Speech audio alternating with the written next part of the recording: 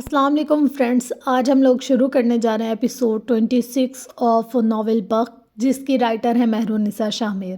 اور لاسٹ ہم لوگوں نے ایپیسوڈ میں سنا تھا کہ یہ جو عمر حیات ہے اس کی ریئلٹی کیا ہے، لائک یہ کون ہے، اس کے پیرنٹس کون ہیں، اور وہ ایک بہت ہی سسپینسو چیز تھی جو کہ ہم لوگ کو لاسٹ ایپیسوڈ میں پتہ چلی۔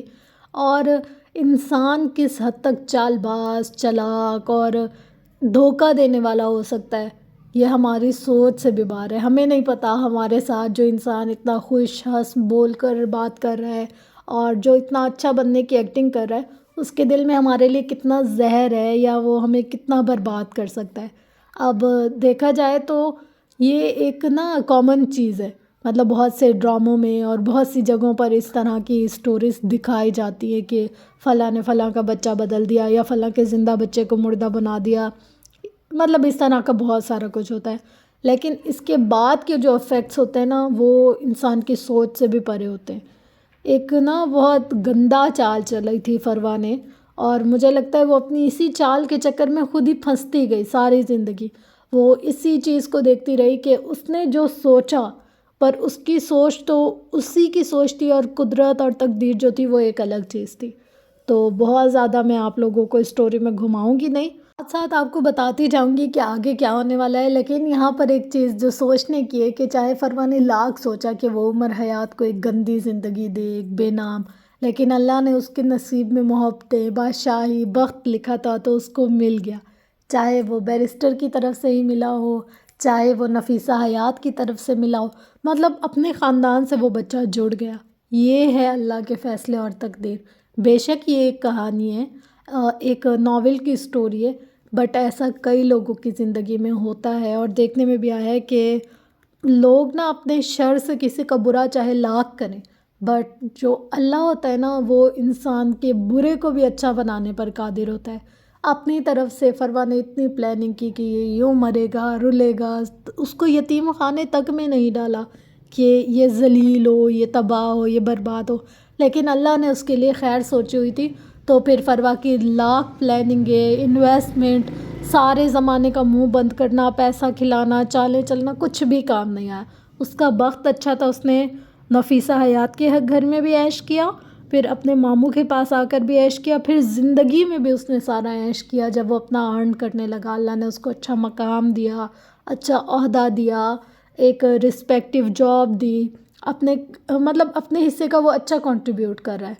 تو مطلب ان ساری چیزوں کو پڑھ کر مجھے یہ ایک موٹیویشن ملتی ہے کہ یار اگر کوئی ہمارے ساتھ برا کر رہا ہے تو ہم برا کرنے والے کو نہ دیکھیں، ہماری جو پہلی نظر ہے وہ ہمارے خالق کی طرف ہونی چاہیے۔ چاہے ہم آسمان میں امیجن کر کر دیکھتے ہیں، چاہے ہم اپنے اندر امیجن کر کر دیکھتے ہیں، چاہے ہم نماز میں امیجن کر کر دیکھتے ہیں، جہاں بھی آپ کو لگتا ہے کہ آپ کا رب ہے، ویسے تو ہر جگہ ہے، بٹ ہر انسان کی ایک امیجنیشن ہوتی ہے۔ جیسے کوئی تکلیف میں ہوتا ہے تو وہ آسمان کی طرف دیکھتا ہے، کوئی اگر بہت زیادہ اذیت میں ہوتا ہے تو وہ سجدے میں چلا جاتا ہے، کوئی اگر بہت برداشت کی قابل چیزیں نہیں ہوتی تو وہ ایک بند کمرے میں اندھیرے میں چلا جاتا ہے۔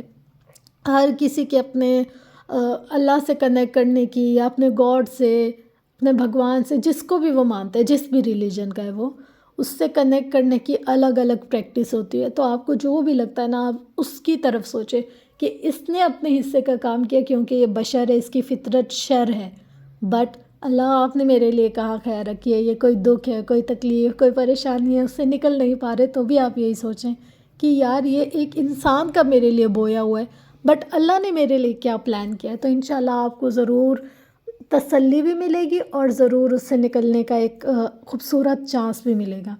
تو ہم اس کو اسٹارٹ کرتے ہیں، ریڈی سیٹ گو۔ نہیں جی، خدا کی قسم یہ میرے پچھلے پڑوسی کا نمبر ہے۔ وہ بے دہانی میں کیا بول گئی، اسے اب اندازہ ہوا۔ نفیسہ اس کے بالکل قریب آ کر رکی، اپنی شیرنی جیسی آنکھوں سے اس کی آنکھوں میں دیکھا۔ میں نفیسہ حیات ہوں، میں دنیا کو ڈاج دیتی ہوں، دنیا مجھے ڈاج نہیں دے سکتی۔ وکیلوں سے بڑا فراڈ یا کسی ماں نے آج تک جنا ہی نہیں، تم میرے ساتھ فراڈ کرو گی؟ نہ ان کا لہجہ بلند تھا نہ سخت، پھر بھی حبیبہ کو اپنے رونگٹے کھڑے ہوتے ہوئے محسوس ہوئے۔ بچے کی دل کی دھڑکن اب رک رک کر چل رہی تھی، لیکن وہ چل رہی تھی۔ وہ کچرے کی نظر نہیں ہوا تھا، اس نے خود کو بچا لیا تھا، وہ اپنی بقا کی جنگ لڑ رہا تھا۔ اور دور ہاسپٹل کے کمرے میں موجود فروا کو لگا تھا اس نے درخت اکھاڑ پھینکا ہے، اس بات سے بے خبر کہ وہ درخت اپنی جڑیں مضبوط کرنے والی زمین پر جا لگا ہے۔ وہ اس بات سے انجان تھی کہ کسی کا بخت وہ واحد چیز ہے جو آپ چھین نہیں سکتے۔ نفیسہ نے وہیں کھڑے کھڑے اس بچے کو عمر حیات کا نام دیا۔ کئی سالوں بعد اس چھوٹے ڈربے نما فلیٹ میں واپس آؤ تو عمر حیات اور معراج سلطان سنجیدگی سے اس کی بات سن رہے تھے۔ عمر کے چہرے پر کوئی تاثر نہیں تھا، جبکہ معراج کو لگا تھا جیسے ان کا دل رک گیا تھا۔ وہ فروا کے نام سے واقف تھے، وہ نگین کے نام سے بھی واقف تھے، لیکن وہ اپنی بیوی کی اس قدر بے وقوفانہ حرکت سے واقف نہیں تھے۔ حبیبہ گیلی آنکھوں اور رندے ہوئے لہجے میں کہے جا رہی تھی، اس دن مجھے نوکری سے نکال دیا گیا اور میرا لائسنس کینسل ہو گیا۔ یہ سب اس نفیسہ نے کیا تھا۔ اس نے مجھ سے کہا کہ جو انسان اپنے کام کے ساتھ وفادار نہ ہو اسے اس کام کرنے کا حق نہیں ہے۔ اس دن کے بعد نفیسہ دوبارہ مجھے ملنے آئی تھی، مجھ سے فروا کا پوچھا، میں جتنا جانتی تھی بتا دیا۔ اس نے چہرہ اٹھا کر معراج کو دیکھا، ان کا چہرہ لٹھے کی مانند سفید تھا۔ وہ بے جان قدموں سے اٹھ کر اس کے قریب آئے، اپنا موبائل نکال کر فروا کی ایک تصویر اس کے آگے کی۔ کیا یہ وہ عورت ہے جس نے تم سے بچے کو پھینکنے کو کہا؟ ان کی آواز کانپ رہی تھی، آنکھیں گیلی ہوتی جا رہی تھی۔ حبیبہ نے نفرت سے منہ پھیر لیا اور گردن کو اس بات میں ہلایا۔ معراج کے دل میں پھندا سا لگا تھا، اب کہ ان کے ہاتھ بھی کانپے تھے۔ انہوں نے دوسری تصویر اس کے آگے کی، یہ نگین تھی۔ کیا وہ بچہ اس عورت کا تھا؟ کیا تم اسے پہچان سکتی ہو؟ کاش وہ نہ کہہ دے۔ یہ وہی ہے، یہ بالکل وہی ہے، اس نے روتے ہوئے اقرار کیا تھا۔ میں سب کچھ بھول سکتی ہوں لیکن ان عورتوں کو نہیں۔ یہ وہی ہے۔ معراج کو یکدم گھٹن کا احساس ہوا، ان کا موبائل ہاتھ سے نیچے گرا، وہ متغیر ہوتی رنگت کے ساتھ باہر نکلے، ان کا سانس بند ہو رہا تھا۔ عمر کی آنکھیں اپنی جانب اسی لیے کھینچتی تھی انہیں کیونکہ وہ ان کی اپنی آنکھیں تھیں، اس میں اس لیے پیار آتا تھا کیونکہ وہ ان کا خون تھا۔ عمر موبائل اٹھائے ان کے پیچھے بھاگا تھا، وہ بغیر کسی کو دیکھے اندھا دھند سیڑھیاں اترتے تھکے تھے۔ سیڑھیوں کی پھسلن، میل زدہ گرد، گھٹتا ہوا سانس، کچھ بھی اتنا تکلیف دہ نہیں تھا جتنا یہ کہ ان کا بھانجا اتنا عرصہ ایک الگ پہچان کے ساتھ کسی معمولی محلے میں رہتا رہا۔ باہر سڑک پر آ کر وہ نیچے بیٹھتے چلے گئے، آنکھوں سے بے نام آنسو نکل رہے تھے۔ وہ عمر کو نہیں دیکھ سکتے تھے، وہ دیکھ ہی نہیں سکتے تھے۔ آپ ٹھیک ہیں جج صاحب؟ آپ ٹھیک ہیں؟ آپ کو کیا ہو رہا ہے؟ مجھے بتائیں، وہ ان کے پاس جھکا فکر مند سا کہہ رہا تھا۔ یہ عورت کون ہے؟ کیا آپ اس کو جانتے ہیں؟ کچھ بتائیں، آپ اس طرح ریئیکٹ کیوں کر رہے ہیں؟ یہ عورت کون ہے؟ وہ ان کے پاس بیٹھا پوچھ رہا تھا۔ تمہاری ماں ہے عمر، تم عمر حیات نہیں ہو، تم عمر وہاج ہو۔ یہ تمہاری ماں ہے اور میری بہن، تم میرے بھانجے ہو، تم میرا خون ہو، وہ آنکھیں جھکائے ہلکی آواز میں کہہ رہے تھے، آنکھوں سے آنسو برابر بہہ رہے تھے۔ عمر چپ گمسم سا ان کو دیکھے گیا۔ اگر وہ اس عورت کا بیٹا تھا تو ایک ملکہ گید اس کی دشمن تھی، وہ جس نے اس کے پیدا ہونے سے پہلے ہی گھنٹے میں اسے کچرے میں پھینکوا دیا تھا، اور اب وہ اس کے ساتھ کیا کرے گی؟ وہ تو اپنے ماں باپ سے مل کر ان کو الزام دینا چاہتا تھا، لیکن اس کہانی میں تو عمر سے زیادہ بڑے وکٹمز وہ تھے۔ معراج رو رہے تھے، عمر خاموش تھا۔ زیادہ بڑا دکھ کس کا تھا؟ قبرستان میں گیلی مٹی کی خوشبو مزید گہری ہو گئی۔ عمر نے آنکھیں کھولی تو منظر بدل گیا۔ میں پھر آؤں گا، تب تک کے لیے بائے، اس نے جیسے اگلی بار آنے کی یقین دہانی کروائی۔ دور کہیں سے فجر کی اذانیں بلند ہو رہی تھی۔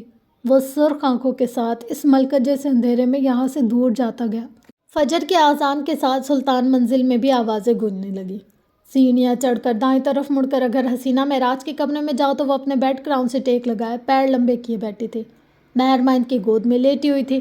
کل رات سفیر نے اسے کمرے سے نکال دیا تھا، شاید ان دونوں کے درمیان کوئی بحث بھی ہوئی تھی، اور اس بحث میں سفیر کو غصہ بھی آیا، جس کا نشان مہر کے چہرے پر ثبت تھا۔ اس نے پھر ہاتھ اٹھایا، وہ اس کے گال کو انگلی کے پوروں سے چھوتے ہوئے کہہ رہی تھی۔ وہ غصے میں تھے، پریشان تھے، بس اسی لیے اس کا لہجہ دفاعی تھا۔ غصہ، دکھ، پریشانی، ڈپریشن، ان میں سے کوئی بھی چیز، کوئی بھی کیفیت بد زبان بیوی اور تشدد کرنے والے شوہر کو جسٹیفائی نہیں کر سکتی۔ وہ اس کے بالوں میں انگلیاں چلاتے ہوئے کہہ رہی تھی، اگر پارٹنر کو غصہ ہے تو قابو کرنا سیکھے، پریشان ہے تو حل نکالے، ڈپریشن ہے تو ڈاکٹر سے رجوع کرے۔ اگر پہلی بار کا غصہ بیوی پر نکلے گا تو ہر بار اپنا غصہ بیوی پر ہی نکالے گا۔ اگر اپنی پریشانی میں شوہر کو کھری کھری سنا دی اور اس نے مروتاً یا محبتاً سن لی تو بیوی ہر بار یہی کرے گی۔ پہلی گالی، پہلی تھپڑ، پہلی بدتمیزی پر بولنا ہوتا ہے، باؤنڈریز بنانی ہوتی ہیں، ورنہ تعلقات بوجھ بن جاتے ہیں اور کوئی بھی انسان کسی کا بھی بوجھ زیادہ وقت تک نہیں اٹھا سکتا۔ ان کا لہجہ نرم تھا، پرخلوص۔ اور کیسے بنائی جاتی ہے باؤنڈریز؟ کیا شوہر سے لڑنے لگ جاؤ، یا بیوی کو گھر سے نکال دو، یا پھر طلاق لے لو؟ یہ زندگی ہے مما، اس میں سمجھوتے کرنے پڑتے ہیں۔ اس کا لہجہ تھکا تھکا تھا۔ کس نے کہا لڑنے لگو؟ کس نے کہا بیوی کو گھر سے نکال دو؟ ان سے بات کرو، ان کو بتاؤ کہ آپ کو یہ عمل پسند نہیں ہے۔ آپ ایک آزاد انسان ہیں، نہ آپ پٹنے کے لیے پیدا ہوئی ہیں، نہ آپ گالیاں کھانے کے لیے پیدا ہوئی ہیں۔ ان کو اپنا رویہ آپ کے ساتھ درست رکھنا ہوگا، ورنہ وہ آپ کو کھو دیں گے۔ جو کھونے سے ڈرتا ہوگا یا جس کو پرواہ ہوگی وہ رویہ بدلے گا، اور جسے نہ پرواہ ہو اور نہ آپ کا خیال، وہ ویسا ہی رہے گا۔ ایسے تعلقات میں پھر کچھ وقت کی دوری ضروری ہوتی ہے تاکہ اگلے فریق کو اندازہ ہو جائے کہ اس کی زندگی میں آپ کی کتنی اہمیت ہے۔ سمجھوتے اور بے عزتی میں فرق ہوتا ہے بچے، اور اگر اسے اندازہ نہ ہو اور وہ مڑ کر واپس آیا ہی نہیں تو؟ اس کے لہجے میں ہزاروں وسوسے تھے۔ پھر یا آپ کا بخت ہے، یا پھر یا تو خود کو بے عزت کروا کے اس تعلق میں دوبارہ پٹنے اور گالیاں کھانے کے لیے چلے جائیں، یا پھر اپنی عزت کرتے ہوئے اس تعلق سے نکل جائیں۔ دنیا میں روز ہزاروں دوستیاں ٹوٹتی ہیں، لاکھوں طلاقیں ہوتی ہیں، ایک آپ بھی صحیح، لیکن کم از کم آپ بے توقیر تو نہیں ہوں گے۔ مہر بدھ سی گئی۔ وہ چاہے میرے ساتھ جیسا رویہ رکھے، چاہے مجھے مارے، ذلیل کرے، میں اس کو چھوڑ نہیں سکتی، اس سے محبت کرتی ہوں۔ وہ کافی دیر بعد ہلکی آواز میں بے بسی سے کہہ رہی تھی۔ چند ثانیے کے لیے حسینہ خاموش ہو گئی۔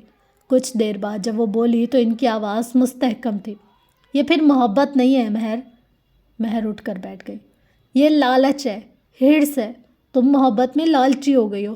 محبت میں لالچی انسان ایک بد نسل کتے کی طرح ہوتا ہے، جس کو جتنا کھلاؤ وہ اتنا بھوکا رہے گا۔ مہر بے تاثر چہرے کے ساتھ بیٹھی رہی۔ حسینہ کہہ رہی تھی، معراج کہتے تھے، جو انسان اپنا وقار کھا جاتا ہے، اس کا پیٹ پھر دنیا کی کوئی محبت نہیں بھر سکتی۔ اپنے دل کا ایندھن جلانے کے لیے وقار قائم رکھنا ہوتا ہے۔ بجھے ہوئے ایندھن کا کھانا بے ذائقہ ہوتا ہے مہر۔ میرا بچہ، تم خود سے محبت کرو۔ جب خود سے محبت کرنے لگو گی تو ایسے ہزار سفیر تم پر قربان کر دوں گی۔ ہر وقت، ہر دور، ہر زمانے میں انسان کو خود سے زیادہ اہم کوئی نہیں لگنا چاہیے۔ وہ بول کر اس کا سر تھپکتے ہوئے اٹھی۔ فجر کی اذان بیت چکی تھی، اب صلاح کا وقت تھا۔ نکری ہوئی تازہ دم اور بدگمانیوں سے پاک ایک ایسی ہی صبح عمر حیات کے بنگلے پر اتری تھی۔ یہ صبح باقی صبح سے مختلف تھی۔ اس میں سازش کی بو نہیں تھی، اس میں بدگمانیوں کی دھن نہیں تھی، اس میں نفرت کی دھوپ بھی نہیں تھی۔ یہ نرم اور پاک تھی۔ دروازہ پار کر کر لان میں آؤ تو حال سلطان سرخ رنگ کے جوڑے میں ملبوس ہے، پورے بالوں کو پشت پر پھیلائے لان میں رکھے صوفے پر بیٹھی تھی۔ سامنے پڑی میز پر اس کا کافی کا مگ دھرا تھا۔ وہ رات والی حالے سے مختلف تھی، کمپوزڈ اور کام۔ یکدم جیسے عمر بدل گیا تھا، وہ اس رات والا عمر بن گیا تھا جس پر نہ چاہتے ہوئے بھی یقین آتا تھا۔ دفتن وہ چونکی، کسی کے قدموں کی آہٹ سن کر اس نے گردن موڑی۔ وہ سامنے سے ہی آ رہا تھا۔ اس کے ہاتھ میں پانی کی بوتل تھی اور وہ سرخ سرمئی ٹریکنگ سوٹ میں ملبوس تھا، اور اندر جانے کی بجائے حالے کی طرف ہی آنے لگا، مسکراتے ہوئے۔ حالے مسکرا بھی نہ سکی۔ وہ اس کے قریب آیا، میز پر رکھا اس کا مگ اچکا اور اس کے ساتھ ہی لمبے صوفے پر ذرا فاصلے پر بیٹھ گیا۔ رخ اس کی طرف موڑے اس کی کافی کے گھونٹ پیتا وہ بالکل نارمل لگ رہا تھا۔ اس کا اتنا نارمل ہونا، یہی تو حالے کو اچھا نہیں لگتا تھا۔ عمر نے حالے کو سنجیدگی سے اپنی جانب دیکھتے ہوئے نوٹ کیا، پھر مگ کو دیکھا۔ اب کی اسے حیرت ہوئی۔ نہیں، کیا مطلب، اب میں آپ کی کافی بھی نہیں پی سکتا کیا؟ یار، اب تو ہم دوست ہیں۔ وہ رکا۔ حالے کے تاثرات مزید سخت ہوئے۔ کیا نہیں ہے؟ اچھا، اوکے کول، یہ لیں، نہیں پیتا، اس نے خفگی سے کہتے ہوئے کافی کا مگ واپس رکھ دیا۔ تم اتنے نارمل کیوں ہو؟ آپ کیا چاہتی ہیں میں کیا کروں؟ کسی جنونی کی طرح، یا ناول یا فلم کے ہیرو کی طرح آ کر ڈائیلاگ جھاڑوں، یا پاگل خپتیوں کی طرح آپ کے ساتھ بدتمیزی کروں؟ ایک غلط فہمی تھی، دور ہو گئی، اور بس میری مانے آپ بھی بھول جائیں۔ اس نے جیسے اپنے تئیں ایک پتے کی بات بتائی تھی۔ حالے خاموش ہو گئی، اس کے پاس کہنے کو کچھ بھی نہیں تھا۔ میں آپ سے ایک اور بات بھی کہنا چاہتا ہوں۔ تھوڑی دیر بعد وہ بولا، آپ کی اس کی آواز سنجیدہ تھی۔ حالے کا چہرہ اس کی جانب مڑا۔ کیا اب ہم اس تعلق کو چانس دے سکتے ہیں؟ حالے کا دل بہت زور سے دھڑکا، اتنی زور سے کہ اب اسے لگا یہ پسلیاں توڑ کر باہر آئے گا۔ میرے لیے یہ تعلق قیمتی ہے، میں چاہتا ہوں کہ یہ نہ ٹوٹے۔ کوئی انتقام، کوئی نفرت، کوئی بدگمانی اس تعلق کو نہ توڑے۔ کیا ہم اسے چانس دے سکتے ہیں؟ وہ اپنی سیاہ آنکھیں اس کے چہرے پر مرکوز کیے پوچھ رہا تھا۔ کیوں؟ حالے نے یک لفظی سوال کیا۔ کیوں عمر؟ یہ تعلق تمہارے لیے اتنا ضروری کیوں ہے؟ میں تمہارے لیے اتنی قابل احترام کیوں ہوں؟ تم کیوں مجھے ہر دفعہ معاف کر دیتے ہو؟ کیونکہ آپ جج صاحب کی بیٹی ہے۔ کوئی بڑا ہی بے تکا سا جواب تھا جو اس وقت عمر نے دیا۔ میں ان کے بہت قریب رہا ہوں، انہوں نے کافی بار مجھ سے آپ کے حوالے سے بات کی تھی، لیکن میں کسی وجہ سے جواب نہیں دے پایا، اور پھر آپ کی شادی ہو گئی۔ میں گلٹی ہو گیا، مجھے جج صاحب کی پرواہ ہونے لگی، لیکن بہت دیر ہو چکی تھی۔ میں سب کچھ فکس کرنا چاہتا تھا لیکن نہیں کر سکا۔ اب میں چاہتا ہوں کہ ہم اس تعلق کو چانس دیں، شاید یہ گرو کر جائے، شاید نہ کرے، لیکن میں کسی قسم کے پچھتاوے کا شکار نہیں ہوں گا۔ لیکن آپ کی رضامندی میرے لیے اہم ہے، اور میں عورت کے نا کو سمجھتا ہوں۔ آپ کا فیصلہ مجھے قبول ہوگا، وہ نرم لہجے میں کہہ رہا تھا۔ حالے چند لمحے خاموش رہی، جیسے کوئی الفاظ ڈھونڈ رہی ہو۔ میں اس تعلق کو چانس نہیں دے سکتی، کافی دیر بعد وہ مستحکم آواز میں بولی۔ وجہ میں نہیں جانتی، لیکن شادی جیسا تعلق اب میں نہیں نبھانا چاہتی۔ تمہارے ساتھ تو بالکل بھی نہیں۔ عمر بس اس کو بولتے ہوئے سنتا رہا۔ ہمارے درمیان بدگمانی اور نفرت ختم ہو گئی، لیکن میری انا کو تسکین نہیں ملی۔ میں حسن سلطان نہیں ہوں، نہ میں بابا جیسی ہوں۔ ان کے دل سے نفرت بدگمانی ختم ہوئی تو سمجھو مر گئی۔ میرے دل میں دور کہیں نفرت بدگمانی انتقام پڑا ہی رہتا ہے۔ میں انہیں ملک بدر نہیں کرتی، پھر ایک کمزور لمحہ آتا ہے اور وہی کونے میں پڑی نفرت انتقام جاگ اٹھتے ہیں اور تعلق کو کھا جاتے ہیں۔ دھوپ عمر کے چہرے پر پڑ رہی تھی، لیکن وہ بس یک ٹک اس کو سن رہا تھا۔ میں اگر تمہارے ساتھ اس برابری کے تعلق میں جڑ گئی تو تمہیں جھکانا چاہوں گی، تمہارے عیب تلاش کروں گی، تمہاری کمزوری ڈھونڈوں گی، میں تمہیں گراؤں گی تاکہ میری انا کو تسکین ملے۔ آہستہ آہستہ یہ رشتہ گل سڑ جائے گا، میرے اندر سے انسانیت نکل جائے گی، میں عیب تلاش کرنے والے لوگوں کو اپنے آگے جھکانے والی گندی لڑکی بن جاؤں گی۔ اس کے لہجے میں دور کہیں بے بسی بھرا کرب تھا۔ میرے اندر سے انسانیت ختم ہو جائے گی، میں انسان رہنا چاہتی ہوں عمر، مجھے انسان رہنے دو۔ میں یہ تعلق بوجھ کی طرح نہیں لوں گی۔ ہم برے وقتوں میں اچھے ساتھی ہیں، ایک دوسرے کے ساتھ ہمیشہ برے وقت میں کھڑے رہیں۔ ہم دونوں کی ریاضتیں ضائع مت کراؤ، وہ نرمی سے کہہ رہی تھی۔ عمر نے سمجھنے والے انداز میں سر ہلایا۔ میں سمجھ گئے، آپ کا دل پوری طرح صاف نہیں ہوا ہے مجھ سے، کوئی بات نہیں، آئندہ میں اس بارے میں بات نہیں کروں گا، وہ سنجیدگی سے ٹھہرے ہوئے لہجے میں کہہ رہا تھا۔ اس تعلق سے زیادہ اہم آپ ہیں، آپ کا دل۔ فی الحال آپ اپنے دل کو تندرست کر لیں، باقی دیکھی جائے گی۔ وہ اٹھ کھڑا ہوا۔ میں فریش ہو جاؤں، پھر ہم آگے کے لیے کچھ پلان کریں گے، وہ بول کر آگے بڑھا۔ جب حالے نے اس کو پیچھے سے آواز دی، ہم دوست بن سکتے ہیں پارٹنر، اگر تم چاہو۔ اس کی آواز بلند تھی، وہ مسکرا رہی تھی۔ عمر پورے کا پورا گھوم گیا، مسکراتی نظروں سے حالے کو دیکھا۔ حالے سلطان کی دوستی عمر حیات کے لیے اعزاز تھی۔ وہ اسی طرح بلند آواز میں بولا۔ چند لمحے اس کو دیکھتا رہا، پھر آگے بڑھ گیا۔ زندگی نے ایک سکھ کا سانس خارج کیا۔ صبح سے شام ہو گئی اور ان دونوں کا اب تک سامنا نہیں ہوا تھا۔ وہ دوپہر میں کہیں چلا گیا اور اب تھوڑی دیر پہلے واپس آیا تھا۔ یہاں حالے کے ایگزامز کی ڈیٹ شیٹ آ گئی تھی۔ کوئی وقت تھا جب وہ ڈیٹ شیٹ آنے کے غم میں ہارون کے ساتھ ڈنر سوگ مناتی تھی، تب اس کی زندگی میں سب سے بڑا مسئلہ ایگزامز ہی ہوتے تھے۔ اب اس کی زندگی ایک رولر کوسٹر بن چکی تھی، اس کے چکر ختم ہی نہیں ہوتے تھے۔ اس وقت وہ اوپن کچن میں کھڑی اپنے لیے کافی بنا رہی تھی کہ ہٹی سامنے چوکھٹ پر عمر کھڑا نظر آیا۔ پارٹنر، وہ دلکشی سے کہتا آگے آیا، اس کے ہاتھ سے کافی کا کپ بھاپ اڑاتا ہوا تھا۔ یہ میری کافی ہے، میں اسے شیئر نہیں کر رہی، وہ اٹل لہجے میں بولی۔ عمر مسکرا کر اس کے کان کے پاس جھکا۔ میں اسے آپ کے پیروں پہ ہی اچھالنے والا ہوں، وہ مخصوصانہ سا کہہ کر ہٹا۔ حالے نے نامحسوس انداز میں اپنے پیر پیچھے کیے، خشک ہونٹوں پر زبان پھیری اور گردن کڑائے رکھے۔ آپ تیار ہیں؟ تو تم نے کہا تھا کہ اب ہم دوست ہیں، اس نے اپنے پیڈیکیور شدہ پیروں کو دیکھتے ہوئے کہا۔ اللہ، یہ داغ تو کمبل کا جائے گا ہی نہیں۔ ہاں تو دوستی برابری سے چلتی ہے، لیکن اگر آپ ڈر رہی ہیں تو کوئی بات نہیں۔ نہیں، بالکل نہیں، حالے کسی سے نہیں ڈرتی، اس نے گردن مزید کڑا لی۔ تم گراؤ کافی، اس کا چہرہ مارے اضطراب کے سفید پڑا تھا، لیکن وہ خود کو کمپوز کیے کھڑی رہی۔ آنکھیں بند کریں اپنی، عمر نے تحکم سے کہا۔ وہ ویسے بھی خود کو اس طرح جلتے نہیں دیکھ سکتی تھی، سو آنکھیں بند کر لیں۔ عمر آگے آیا، پھر ایک دم ٹھہر گیا۔ وہ یک ٹک اس کو دیکھے گیا، بنا پلک جھپکے، بغیر سانس لیے۔ کوئی اتنا حسین کیسے ہو سکتا ہے؟ چند پل بیتے، چند سماعتیں گزری۔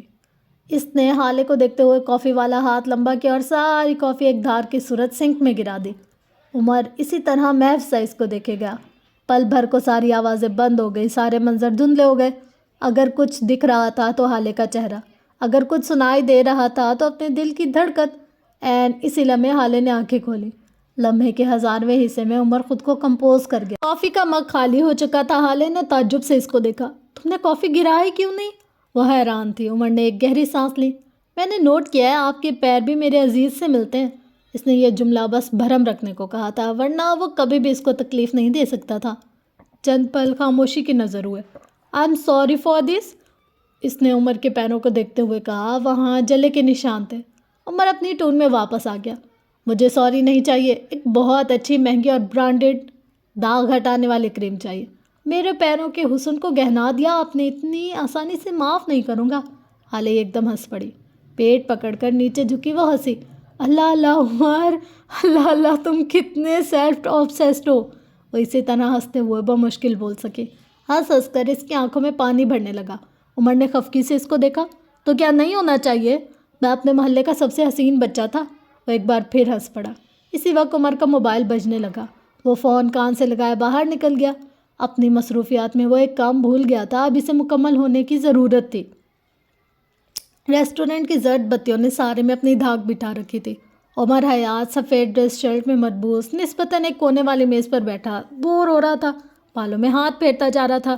دفتن اس نے نظر اٹھا کر دیکھا، سامنے اس کی ملاقات چل کر آ رہی تھی۔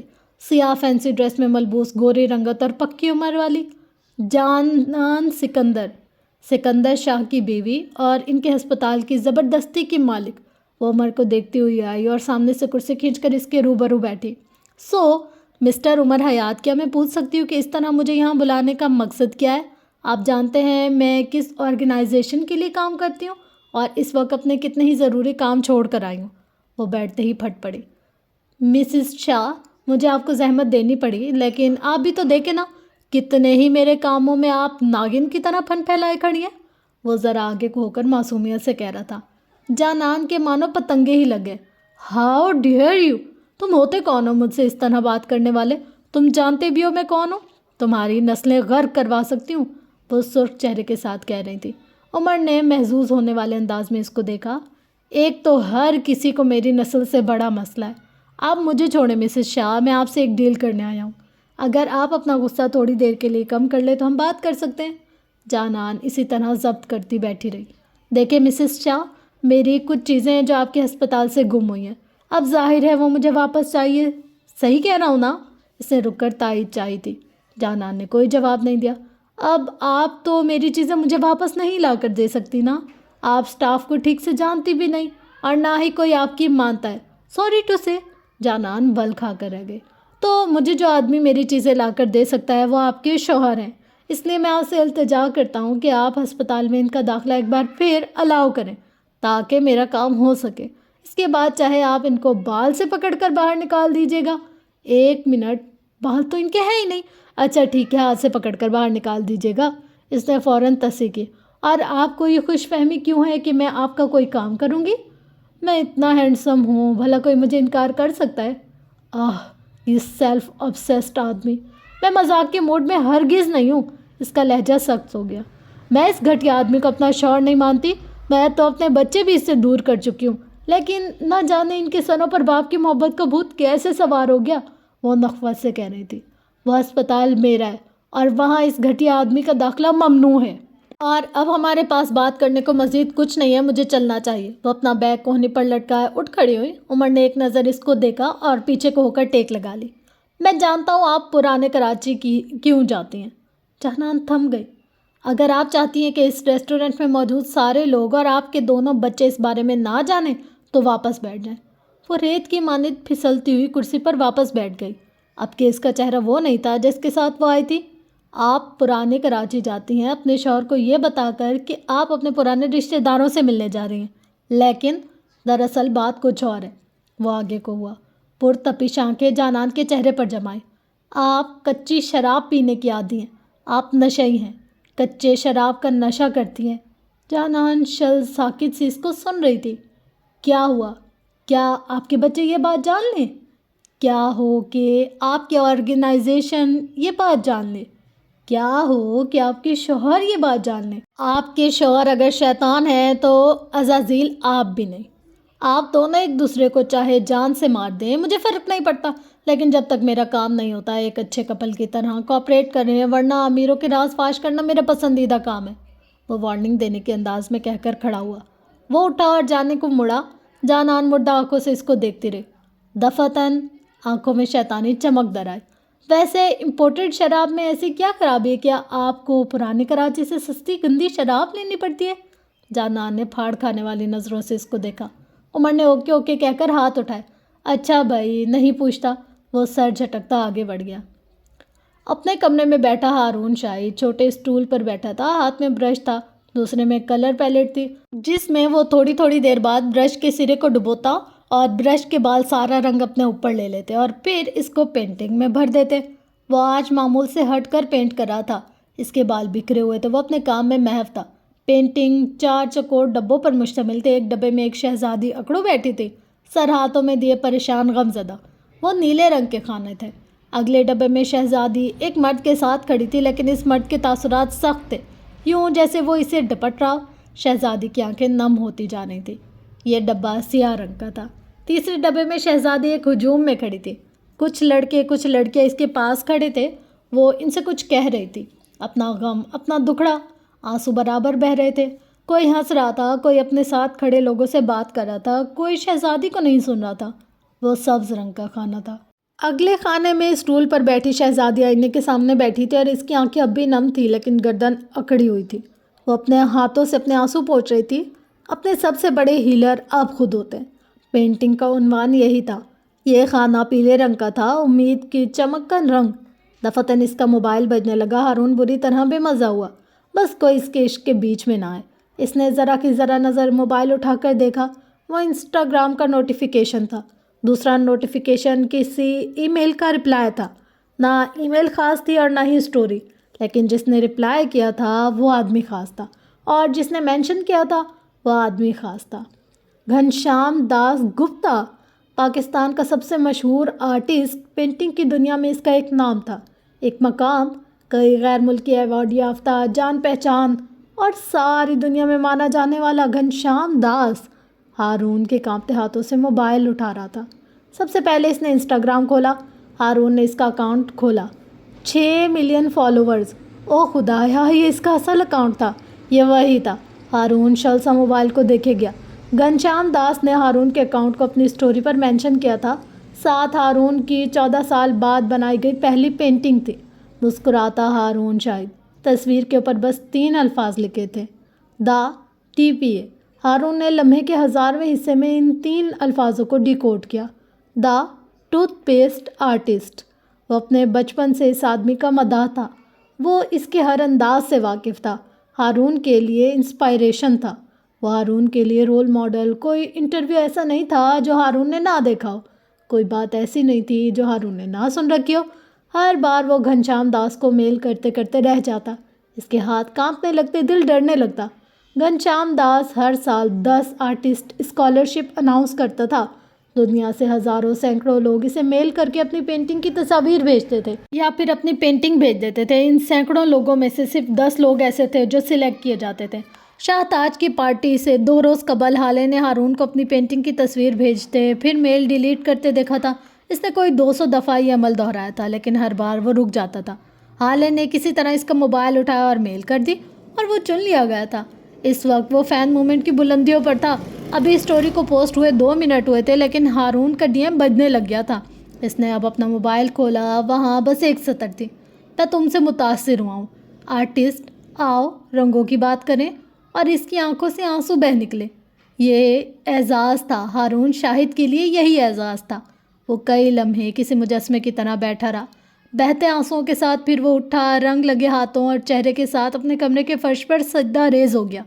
بلا شبہ خدا نے اسے ہارون شاہد کی عزت کرنے کا انعام دیا تھا۔ کئی لمحے بعد وہ اٹھا، دوبارہ موبائل تک آیا اور نم آنکھوں کے ساتھ حالے کا نمبر ڈائل کرنے لگا۔ بیل جا رہی تھی۔ تھوڑی دیر بعد کال ریسیو کر لی گئی۔ کچھ دیر تک وہ بس ہیلو ہیلو کرتی رہی۔ یہ تم نے کیا ہے نا؟ وہ کافی دیر بعد بس یہی بول سکا۔ फ़ोन کی اس بار چند لمحوں کی خاموشی چھا گئی۔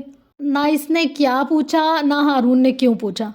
مجھے نہیں پتا تم کس بارے میں بات کر رہے ہو، آئندہ مجھے کال مت کرنا، تمہارا اور میرا کوئی تعلق نہیں ہے، اگلے ہی لمحے وہ خشک لہجے میں بولی تھی۔ ہارون دھیرے سے ہنس دیا۔ ہارون شاید کے لیے اتنی قربانیاں بس حالے ہی دے سکتی تھی۔ میں جانتا ہوں یہ تم نے کیا، جس طرح ہارون کو گاڑی سے ٹیک لگا کر تمہارا انتظار کرنے کی عادت ہے، اسی طرح مجھے بھی بتائے بغیر میرے لیے قربانی دینا حال سلطان کی عادت ہے۔ مجھے بہت کام ہے، میں فون رکھ رہی ہوں۔ بیزار خشک لہجہ۔ کچھ دیر تک ہارون کچھ نہ بولا اور دوسری جانب سے بھی خاموشی ہی رہی۔ Let's sort out. کافی دیر بعد وہ ہلکی آواز میں بولا۔ جب ان دونوں کی لڑائی ہوتی تھی وہ بس یہی 3 لفظ کہا کرتے تھے۔ نہ پچھلی بات پر بحث ہوتی، نہ کوئی شکایت، نہ کوئی کسی کو قصور گنوایا جاتا۔ یہ الفاظ جیسے امرت جل کا کام کرتے تھے۔ ان دونوں میں سے کوئی سارٹ آؤٹ کہتا اور ہو جاتا۔ ہم دونوں کے درمیان سارٹ آؤٹ کرنے کو کچھ بچا ہی نہیں۔ حل مسئلوں کے نکالے جاتے اور مسئلے تعلقات میں ہوتے ہیں۔ جب تعلق ہی نہیں بچا تو حل کیسے ہارون؟ اب کہ اس کا لہجہ سنجیدہ تھا۔ کیا ہم ایک آخری بار مل سکتے ہیں؟ اسپیکر سے سرمئی آنکھوں والے لڑکے کی آواز ابھری۔ مجھے جگہ میسج کر دینا، لیکن یہ آخری بار ہوگا ہارون، اس کے بعد ہم الگ ہو جائیں گے۔ جیسا تم چاہو، ہارون نے بدقت کہا۔ ای میل کا رپلائی کر دینا، چاہے ہاتھ کانپے یا دل دھڑکے۔ یہ گولڈن چانس ہے، مس کیا تو اپنے خوابوں سے جاؤ گے۔ نرم سی تنبیہ کے بعد اس نے فون کاٹ دیا۔ ہارون گہری سانس بھرتا کانپتے ہاتھوں سے ای میل کا رپلائی کرنے لگا۔ وہ حالے کی ریاضت ضائع نہیں جانے دے سکتا تھا۔ مغرب کو قضا ہوئے کئی ساعتیں بیت چکی تھی۔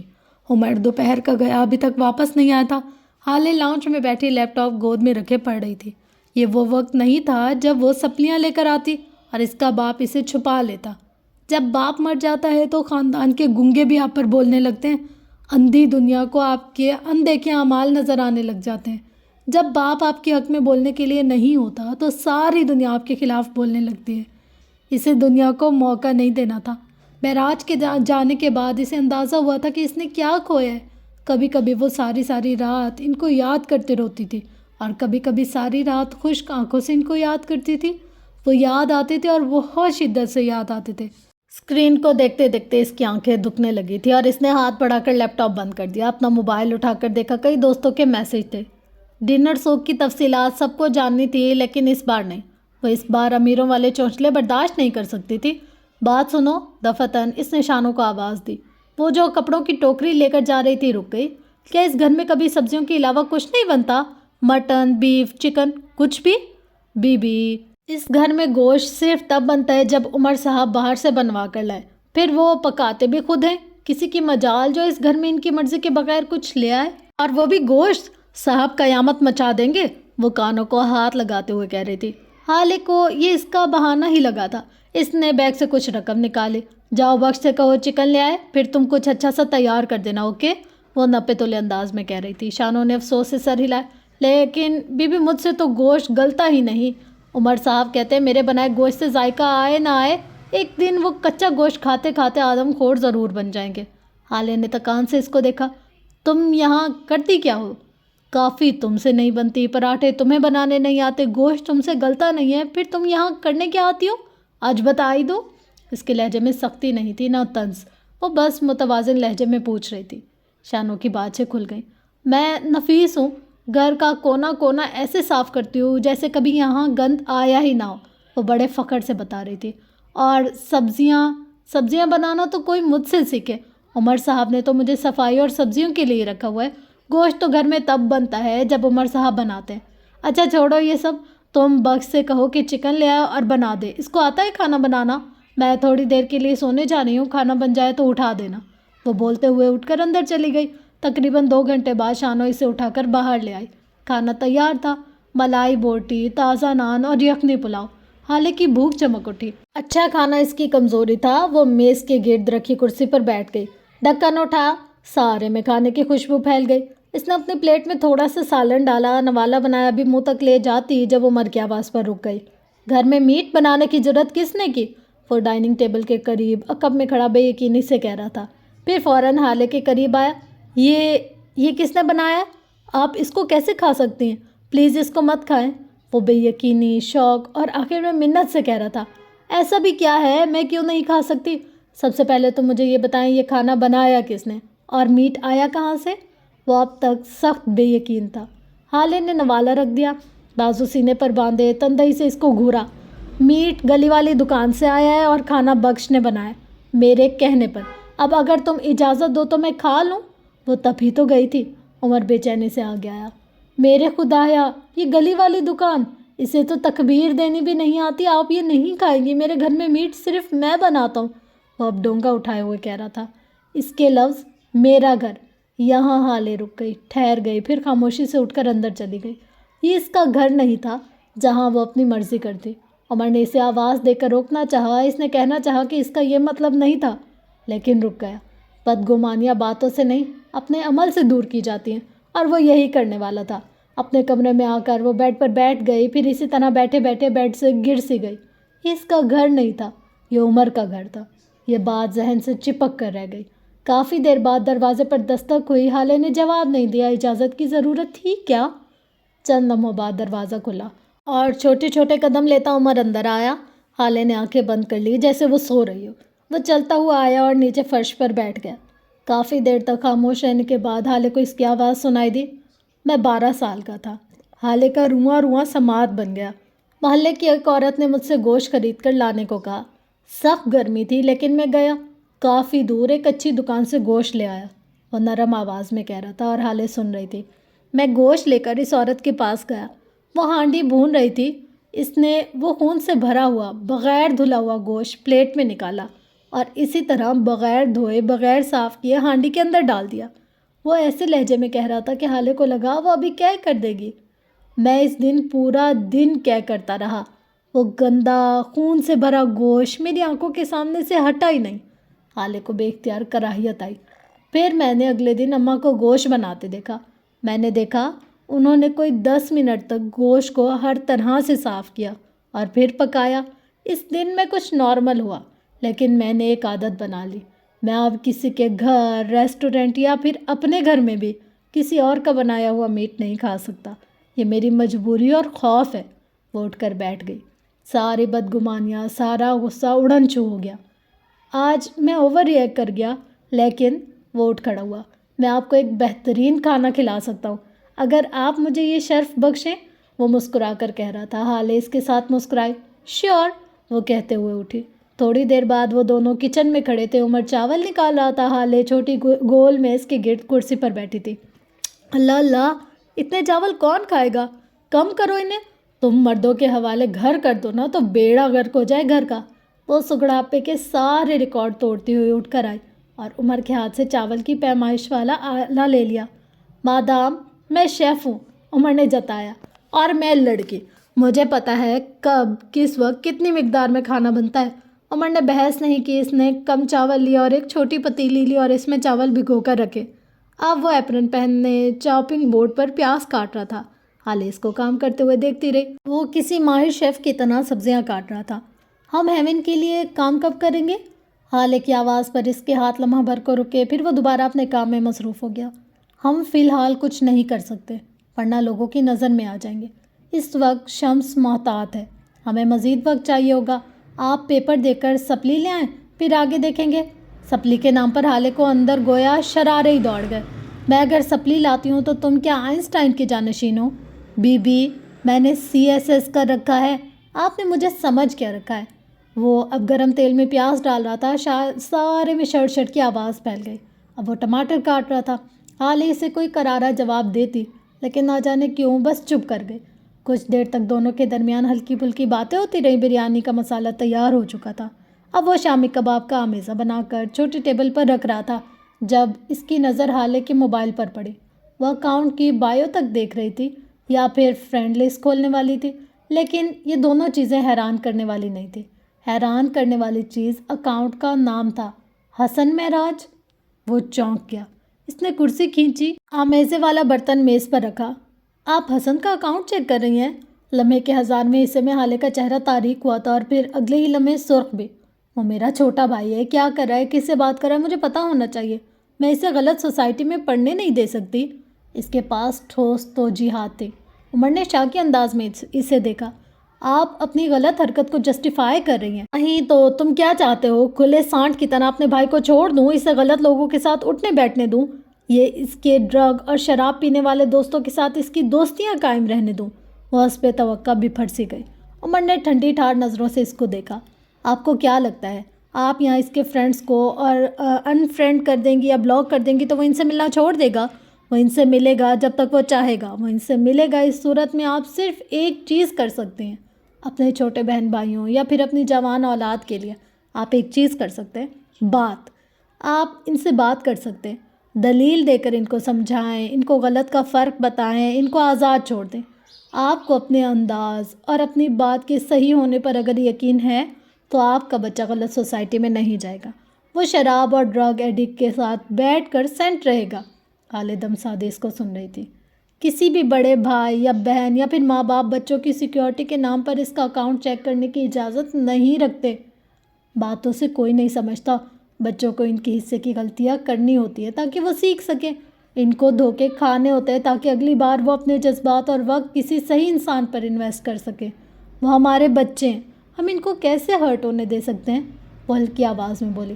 آپ نے اپنی کوشش کرنی ہے، آپ نے سچے دل اور سچی نیت کے ساتھ ان سے بات کرنی ہے، 3-4 واقعات اٹھا کر ان کو سمجھانا ہے، صحیح غلط کی پہچان کروانی ہے۔ وہ اگر غلط انسان سے ملتا ہے تو اس کو روکنا ہے، اس کی اصلاح کرنی ہے، اور اگر آپ کی ان تمام کوششوں کے باوجود بچہ ہرٹ ہو رہا ہے تو یہ اس کا وقت ہے۔ اس نے اسی طرح گرو کرنا تھا، اس نے اسی طرح خود کو ہیل کرنا تھا۔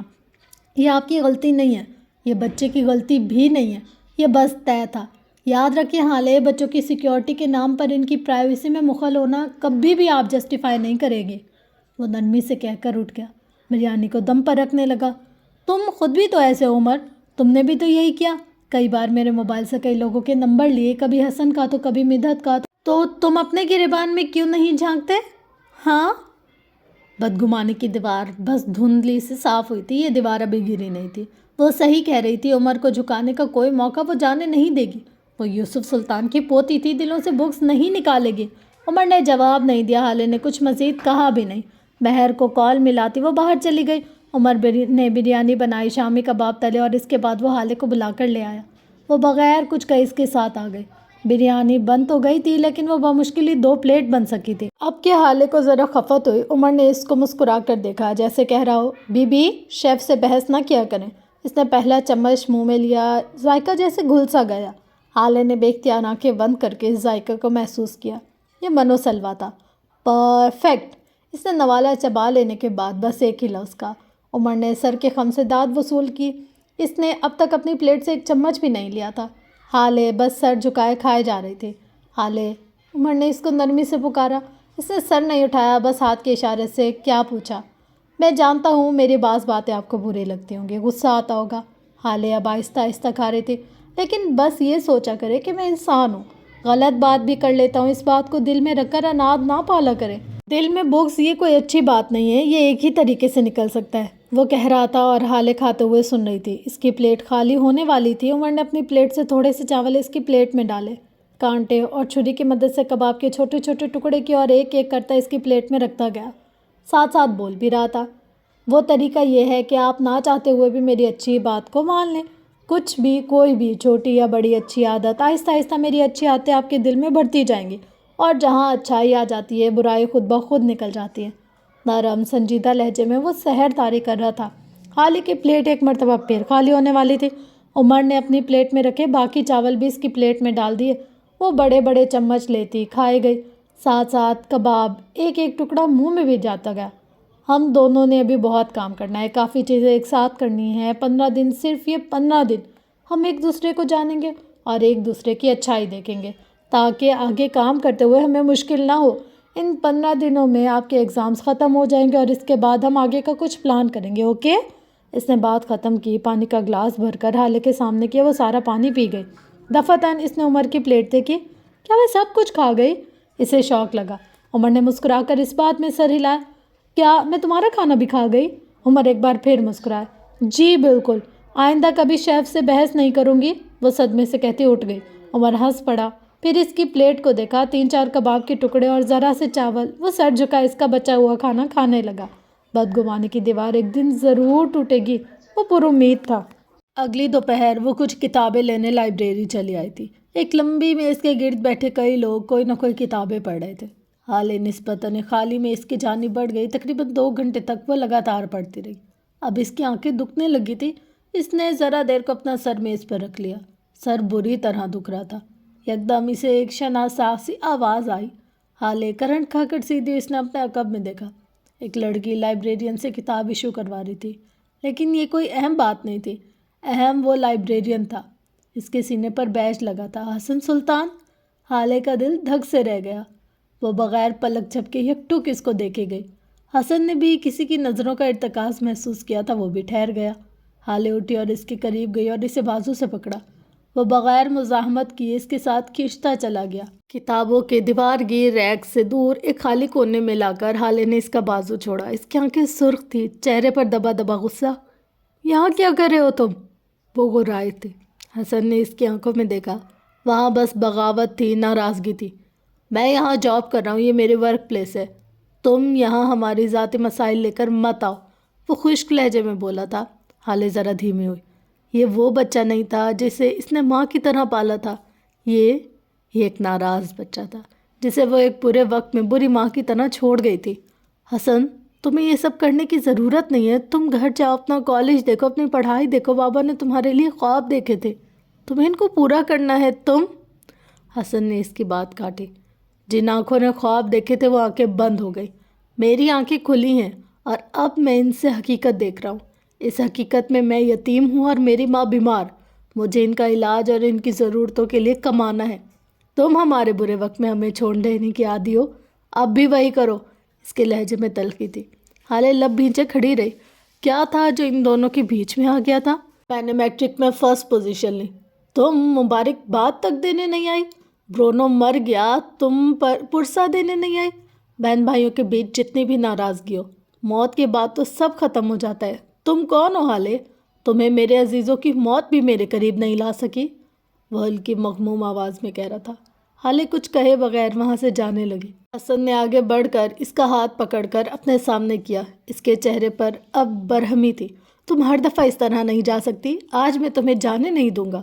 تم میری بہن ہو، تم میرے ساتھ جاؤ گی، بس بہت ہو گئی تمہاری ضد اور اب انا اور نہیں، وہ فیصلہ کن لہجے میں کہہ رہا تھا۔ حالے نے ایک جھٹکے سے اپنا بازو چھڑایا۔ اب کہ اس کی آنکھوں میں سرخی تھی اور چہرے پر عجیب سختی تھی۔ تم ہوتے کون ہیں مجھ پہ حکم مسلط کرنے والے؟ وہ غرائی تھی۔ حسن ٹھہر گیا۔ اس کی آنکھیں بے یقینی سے کھلی کی کھلی رہ گئی۔ کیا حالے اس سے اس لہجے میں بات کر سکتی تھی؟ تم لوگوں کے لیے کوئی بھی قربانی کیوں تمہیں؟ کیا لگتے ہو تم میرے؟ باپ مر گیا ہے نا، بہن کے لیے بھی فاتحہ پڑھ لو۔ حسن بے اختیار پیچھے ہٹا۔ دل کو جیسے گھونسا لگا تھا۔ میری جان چھوڑ دو حسن سلطان، میرے پیچھے مت آؤ۔ تم سے اور تمہارے خاندان سے اب میرا کوئی تعلق نہیں۔ اس کی آواز بلند تھی اور کانپ رہی تھی۔ وہ آگے آئی، حسن کے بالکل سامنے آ کر کھڑی ہوئی۔ اس کی بے یقین مردہ آنکھوں نے دیکھا۔ میں تمہاری بہن آج سے اپنے تمام تعلقات ختم کرتی ہوں تم سے۔ حسن پاس رکھی کرسی پر ڈھہ گیا۔ اسے حالے کی آواز بری لگ رہی تھی، بہت بری۔ اس کا دل جیسے کسی نے مٹھی میں لے لیا ہو۔ آج کے بعد میرے پیچھے مت آنا اور مجھے اپنے ساتھ لے جانے کی بات تو ہرگز مت کرنا، وہ سخت بلند لہجے میں کہہ رہی تھی۔ حسن کا دل رک رک کر چل رہا تھا۔ تمہارے پاس ہے ہی کیا؟ یہ چند ٹکوں کی جاب، اس سے کرو گے میرے خرچے پورے؟ اس کے آسرے پالو گے مجھے؟ وہ حسن کے ساکت وجود کی طرف جھکی۔ آج کے بعد تمہارا اور میرا ہر تعلق ختم، نہ تم میرے بھائی اور نہ میں تمہاری بہن۔ باپ مر گیا، سمجھو ہم دونوں بھی ایک دوسرے کے لیے مر گئے۔ وہ پھنکارتے ہوئے باہر نکل گئی۔ حسن کے ساکت وجود میں کوئی جنبش نہیں ہوئی۔ اس کی آنکھ سے ایک آنسو نکلا اور چہرے پر بہہ گیا۔ مرے ہوں پر صبر آ جاتا ہے، وہ زندہ چلتی پھرتی لاش پر صبر کیسے کرے گا؟ وہ اپنی جگہ بیٹھا رہا، ساکن شل۔ وہ لائبریری سے نکل کر سڑک پر چلنے لگی۔ یہ لائبریری اس کے گھر سے نزدیک تھی، سو وہ پیدل ہی آئی تھی۔ سڑک پر ایک طرف چلتے ہوئے اس کی آنکھیں بری طرح برس رہی تھیں۔ وہ بس سر جھکائے سڑک پر نظریں جمائے چلتی جا رہی تھی۔ تھوڑی تھوڑی دیر بعد سڑک دھندلی ہو جاتی، وہ آنکھیں صاف کر لیتی، منظر ایک بار پھر صاف ہو جاتا۔ دفتر نے ایک گاڑی اس کے قریب رکی۔ حالے رک گئی۔ وہ مہرماں کی گاڑی تھی جسے ڈرائیور چلا رہا تھا۔ پچھلی سیٹ پر مہرباں آنکھوں پر سن گلاسز لگائے بیٹھی ہوئی تھی۔ حالے کو دیکھ کر ذرا فکر مند ہوئی، پھر گاڑی کا دروازہ اس کے لیے کھولا۔ حالے بغیر کچھ کہے اندر آ کر بیٹھ گئی۔ وہ اس لڑکی سے کچھ نہیں چھپا سکتی تھی، اس سے کوئی پردہ نہیں تھا۔ ڈرائیور گاڑی چلا رہا تھا، حالے اور مہرماں پچھلی سیٹ پر بیٹھی تھی۔ کیا تم معراج پاپا کے لیے رو رہی تھی؟ کیا تم انہیں بہت مس کر رہی تھی؟ میں انہیں بھولی ہی کب ہوں، وہ کھوئی کھوئی سی بولی۔ وہ ہر وقت یاد آتے ہیں، ہر پل، ہر سیکنڈ، ہر منٹ۔ کبھی لگتا ہے مجھے ان کی کال آ جائے گی اور وہ کہیں گے حال سلطان تمہارا بینک اکاؤنٹ آج سے بند۔ وہ زخمی سا مسکرائے۔ کبھی لگتا ہے اتوار کا دن ہوگا، سلطان منزل میں عدالت سجی ہوگی، میری سپلی آئی ہوگی اور وہ کہیں گے حال سلطان تمہاری سزا ہے، تم پورے گھر کے کپڑے ایک ہفتے تک دھوتی رہو گی، ان کی فیوریٹ سزا، یو نو۔ وہ ہنستی، زخمی سی ہنسی۔ مہرمہ بس اس کو دیکھتی رہی۔ گریف کے 5 اسٹیجز ہوتے ہیں: شوق، انکار، بارگیننگ، ڈپریشن، قبولیت۔ یا تو انسان ریکور کر جاتا ہے یا پھر کہیں ایک اسٹیج میں اٹک جاتا ہے۔ وہ رکی، سرخ ہوتی آنکھوں سے مہر کو دیکھا۔ میں ان 5 اسٹیجز میں سے ہر اسٹیج میں پھنسی ہوئی ہوں۔ کبھی کبھی لگتا ہے بابا مجھے چھوڑ کر کیسے جا سکتے ہیں۔ شوق، کبھی مجھے یقین ہی نہیں آتا، میں مانتی ہی نہیں کہ وہ مر بھی سکتے ہیں۔ میں سب کچھ جانتے ہوئے بھی انکار کرتی رہتی ہوں۔ انکار، پھر بارگیننگ، پھر ڈپریشن، پھر قبولیت۔ ہر دن ایک نیا اسٹیج اور اگلے دن اس اسٹیج سے نہ نکل پانا۔ اس کی سرخ آنکھوں سے پانی بہنے لگا۔ میں بہت اذیت میں ہوں آپی، بہت زیادہ۔ میرا غم ریکور نہیں کر رہا، یہ ٹھہر گیا ہے، رک گیا ہے، یہ ایک ایسے غار میں پھنس گیا ہے جہاں سے میں نہ خود کو نکال سکتی اور نہ اس غم کو۔ مہر نے اس کا سر اپنے کندھے پر رکھ لیا۔ وہ بے آواز روئے گئی۔ کافی دیر بعد مہر نے دوبارہ سوال کیا تھا، تم نے آگے کیا سوچا ہے؟ کیا تم عمر کے ساتھ رہنے والی ہو؟ حالے نے سر اٹھایا، آنکھیں خشک کی۔ ظاہر ہے جو بھی کروں گی آپ سے مشورہ لے کر پھر کروں گی نا۔ وہ اس ملک کے ان 90% بچوں میں سے تھی جن کو اپنے کسی بھی کام کے لیے اپنے کسی بڑے بھائی بہن یا ماں باپ یا دوست، غرض کی کوئی بھی جسے وہ آئیڈیلائز کرتے ہو، اس کا اپروول اپنے کام کے لیے ضروری چاہیے ہوتا ہے۔ میں بغیر پلان کے چل رہی ہوں، فی الحال تو کوئی پلان نہیں ہے، اس نے نارمل انداز میں کہا۔ میں عمر کے حوالے سے پوچھ رہی ہوں۔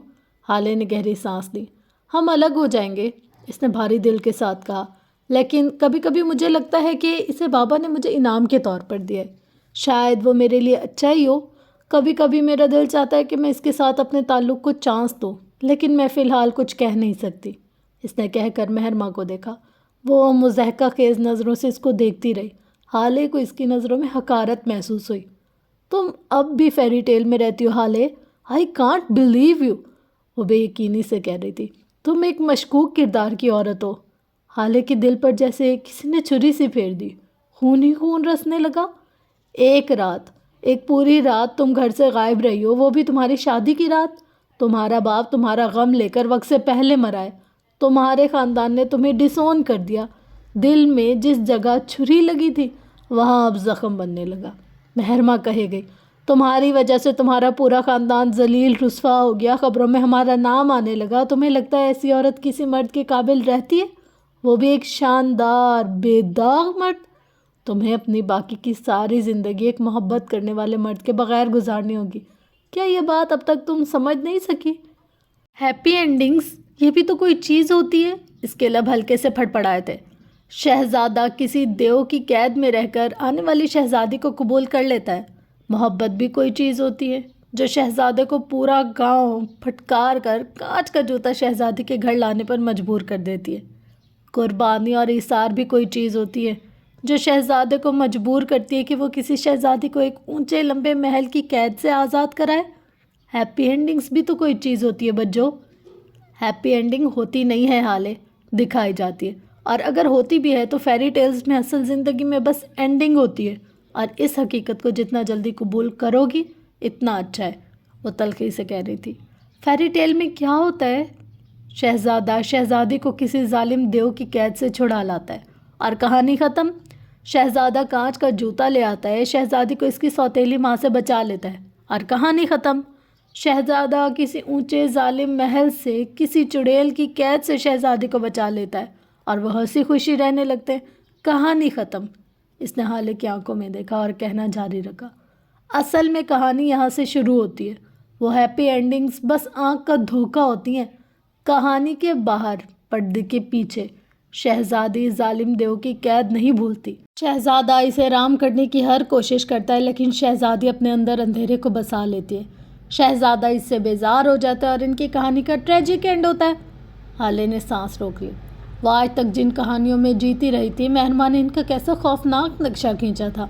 ان سب سے بے نیاز وہ محروم اور حریص عورت کہی گئی۔ اونچے محل والی شہزادی قید کی عادی ہو گئی ہوتی ہے۔ وہ شہزادے کے ساتھ کبھی بھی ایک نارمل زندگی نہیں گزار سکتی۔ یا تو وہ اپنے لیے دوبارہ قید چن لیتی ہے یا پھر شہزادہ اپنے لیے نئی شہزادی۔ اس کہانی کی اینڈنگ بھی ٹریجک ہوتی ہے۔ کانچ کا جوتا لانے والا شہزادہ اپنے ساتھ شہزادی کو لے جاتا ہے، لیکن وہ خوش نہیں رہ پاتے۔ سوتیلی ماں کی سازشیں ختم نہیں ہوتی۔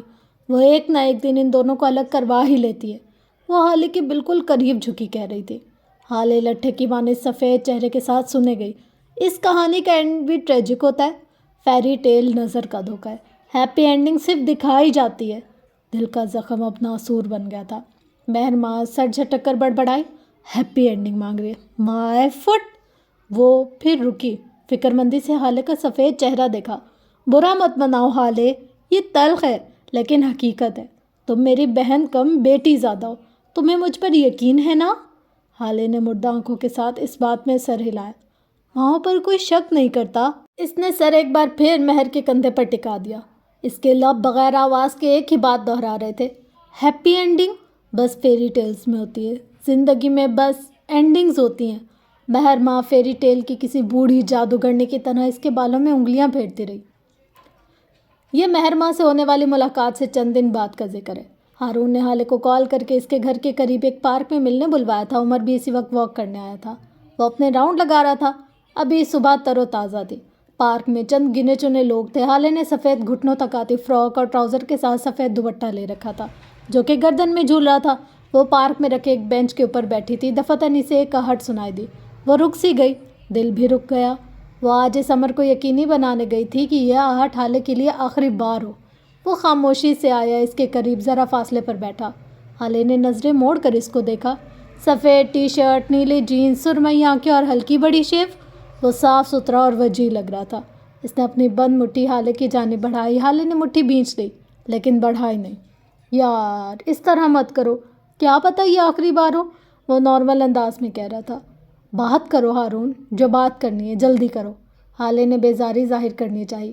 کیا ہمارا تعلق دوبارہ نہیں جڑ سکتا؟ ہم کبھی بھی پہلے جیسے نہیں ہو سکتے؟ ہارون نے اس کی بات کاٹی۔ پہلے جیسا ہونا کون چاہتا ہے؟ اس کا لہجہ عجیب تھا۔ ہالے ٹھہر سے گئی۔ میں آج ہمارے تعلق کو ریسائیکل کرنے آیا ہوں۔ پرانے ہارون کی کوئی عزت نہیں تھی، اس کی باتوں کی کوئی وقت نہیں تھی، اس کے مشورے بے وقوفانہ سمجھے جاتے تھے۔ اس کو بھری محفل میں اصلاح کے نام پر اور آکورڈ فیل کروایا جاتا تھا۔ مذاق کے نام پر اس کا مذاق اڑایا جاتا تھا۔ وہ تعلق ٹاکسک تھا۔ ہم آج سے نئی شروعات کریں گے اگر تم چاہو۔ ہالے کا رکا ہوا سانس جیسے بحال ہوا۔ ہمارا تعلق ایسا نہیں تھا ہارون، اس نے کچھ کہنا چاہا لیکن نہیں کہہ سکی۔ اپنی صفائی میں کہنے کو کچھ تھا ہی نہیں۔ میں ٹاکسک نہیں ہوں، وہ ہمارے شوق کے بس یہی کہہ سکی۔ آنکھیں بے یقین تھی۔ برا ہونا برا نہیں ہوتا، برا رہنا برا ہوتا ہے۔ ہمارے تعلق میں تم نے ہمیشہ اصلاح کے نام پر مجھے ذلیل کیا ہے ہالے۔ اس کے لہجے میں شکوہ نہیں تھا، نہ طنز تھا۔ وہ عام سے عام لہجے میں بتا رہا تھا، میرے فیصلوں کو بے وقوفانہ اور بچکانہ کہہ کر ہمیشہ مجھے دباتی رہی۔ قصور تمہارا نہیں ہے، قصور میرا ہے۔ میں دبتا رہا، ہماری دوستی میں ہمیشہ دبتا رہا۔ ہالے کا شوق بڑھتا جا رہا تھا۔ وہ بار بار گردن نفی میں ہلاتی جا رہی تھی۔ وہ ٹاکسک نہیں تھی، امپاسبل۔ تم نے کہا بولو تو ہارون بولا، تم نے کہا چپ رہو، ہارون چپ رہا، تم نے کہا لڑو، میں لڑا، تم نے کہا ہنسو، میں ہنسا۔ میں کٹ بتلی بنتے بنتے بنتے تھک گیا ہوں ہالے۔ اب مجھے اس تعلق میں عزت چاہیے، مقام چاہیے۔ تم میرے لیے قیمتی ہو، ہر ایک سے زیادہ۔ تمہاری دوستی قیمتی ہے، میں تمہارا دوست ہوں، میں تمہاری اصلاح کرنا چاہتا ہوں۔ میری باتوں پہ غور کرو ہالے، کیا تم ایسی نہیں ہو؟ ہالے کی آنکھوں میں آنسو جمع ہونے لگے۔ اس کی آنکھوں کے آگے کچھ مناظر ابھرے۔ کچھ میں وہ ہارون کو بری طرح جھڑک رہی تھی، کسی منظر میں وہ ہارون کی کسی بات کا بھری محفل میں مذاق اڑا رہی تھی، کسی منظر میں وہ ہارون کے کسی مشورے کو بہت بری طرح رد بھی کر رہی تھی، اسے کم عقلی کا طعنہ دے رہی تھی، کسی منظر میں وہ ہارون سے معافی منگوا رہی تھی، حالانکہ اس کا کوئی قصور نہیں تھا۔ اب ایک منظر میں اسے ہارون کی ایک کامیابی بہت بری لگ رہی تھی، کیونکہ اس نے یہ کام حالے کے خلاف جا کر کیا تھا۔ سب مناظر میں ایک چیز کامن تھی، ہارون کا تاریک ہوتا چہرہ۔ مجھے یقین نہیں آتا میں ٹاکسک تھی. میں ایسی نہیں تھی ہارون. میں بس obsessive تھی, روڈ تھی, لیکن میں ٹاکسک نہیں تھی. میں ایسے کیسے ہو سکتی ہوں؟ شوق کا اگر کوئی پہاڑ تھا تو وہ آج حالے کے سر پر آ گرا تھا. عمر نے ذرا دور کھڑے ہو کر ان کو دیکھا. اب اگر ایک بندے نے بے غیرت بن کر اپنی بیوی سے بات کرنے کی اجازت دے ہی دی ہے تو اگلے کو بھی ذرا شرم آنی چاہیے. بات مختصر کرو یار. وہ اپنی جگہ پر کھڑا بری طرح جل بھن رہا تھا.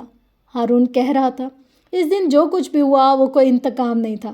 میں نے کچھ بھی جان بوجھ کر نہیں کیا تھا. حالے کی آنکھوں میں زخمی پن دوڑ گیا. تم سچ بتا سکتے تھے ہارون. تمہیں سچ بولنا چاہیے تھا. تم نے میرے ساتھ بہت غلط کیا, بہت غلط. میں چاہ کر بھی تمہیں معاف نہیں کر سکتی. وہ گیلی آواز میں کہہ رہی تھی. ہارون نے چند لمحے اس کو دیکھا, پھر کہنا شروع کیا. میں نے جھوٹ بولا کیونکہ تم نے مجھے جھوٹ بولنا سکھایا. تم میری گارجین تھی. میں نے ہمیشہ وہی کیا جو تم نے کہا. تم نے کہا سچ بولا ہارون. میں نے سچ بولا. تم نے کہا جھوٹ بولا ہارون. میں نے جھوٹ بولا. حالے گمسم سے اس کو دیکھے گئی. اس نے چاہا تھا کہ آج اس کی سماعت دھوکہ دے جائے, لیکن ایسا نہیں ہو سکا. اسے سننا تھا اور اسے سننا پڑا. تمہیں یاد ہے تم جب اسکول میں تھی ایک بچے نے تمہاری کاپی چرائی تھی. تم نے بریک ٹائم میں اس کا سر پھاڑ دیا تھا. بات پرنسپل تک گئی. پپا اور معراج انکل کو بلایا گیا. ہارون سچا اور نیوٹرل مشہور تھا. تمہاری گواہی کے لیے مجھے بلایا گیا. وہ رکا. لہجہ ذرا زخمی ہوا. تم نے کہا ہارون جھوٹ بولو. ہارون کہہ دو میری غلطی نہیں تھی.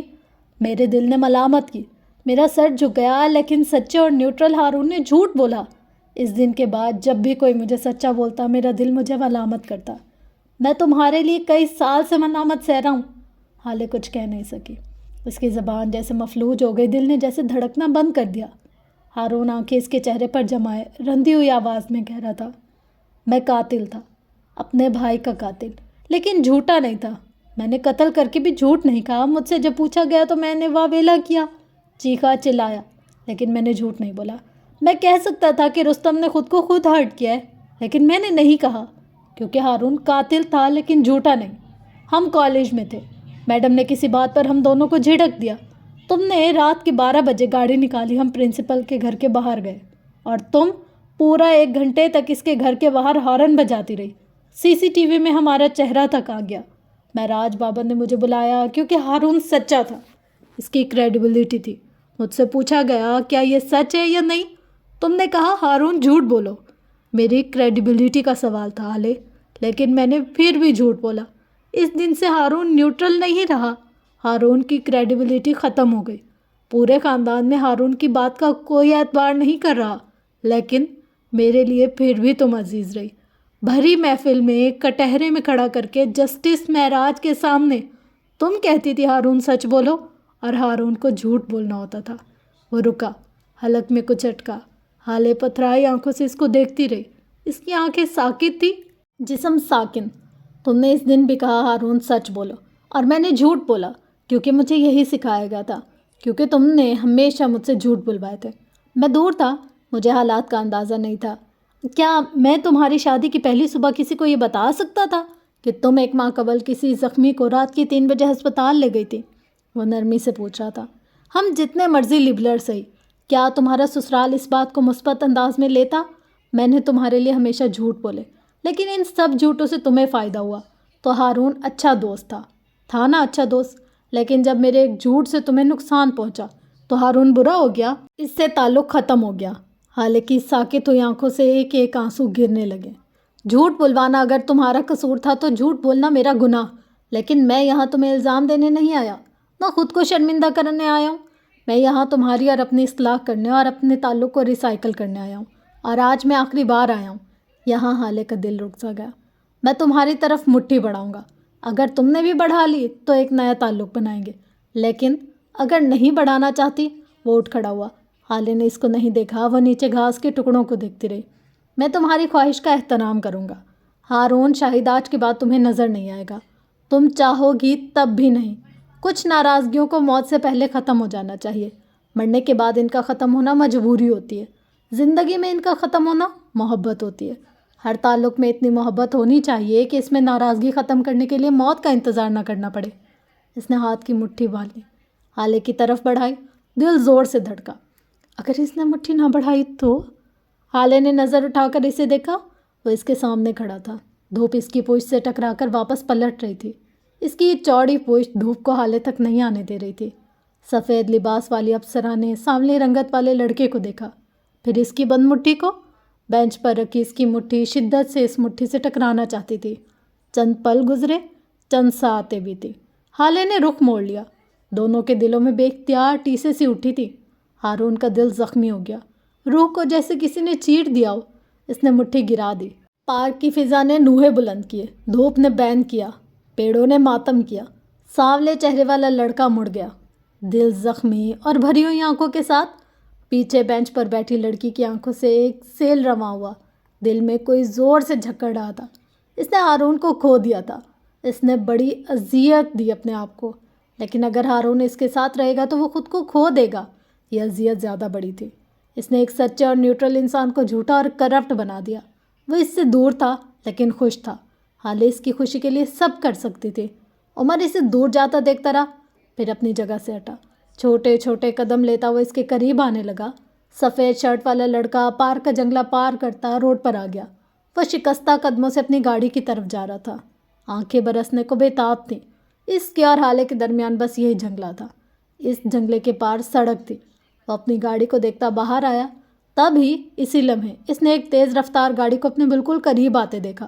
وہ سڑک سے ہٹنا چاہتا تھا، بھاگنا چاہتا تھا، چلانا چاہتا تھا، لیکن کچھ نہیں کر سکا۔ ایک اگلے لمحے اس نے خود کو فضا میں بلند ہوتے دیکھا، پھر خود کو نیچے تارکول کی سیاہ سڑک پر منہ کی بل گرتے دیکھا۔ منہ چھل گیا، سر پر ایک گہری ضرب لگی۔ لمحے کا بس ایک لمحے کا کھیل تھا۔ اس نے اپنے پورے جسم میں درد کی لہر کو دوڑتا محسوس کیا۔